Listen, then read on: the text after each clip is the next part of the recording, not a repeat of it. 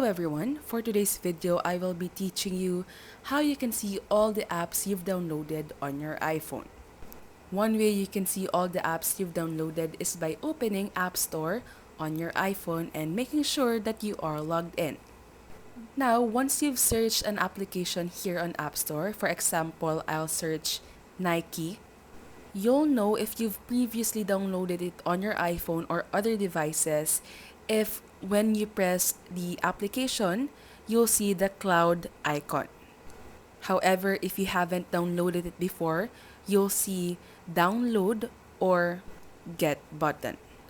Now to see all the apps you've downloaded, just press the profile icon at the top right corner of your screen, then press purchased. Once you've pressed purchase, just press my purchases and here you'll see all of the applications that you've downloaded on your phone or other devices connected to your iCloud. If the icon beside the app is cloud, it means that you've previously downloaded it but you already deleted it on your phone. On the other hand, if beside the application is the open button, it means that it's currently downloaded on your phone. And that's how easy it is to see all iPhone apps you've downloaded on your phone. If this video helped you, don't forget to press like and subscribe, and we hope to see you again on our next videos.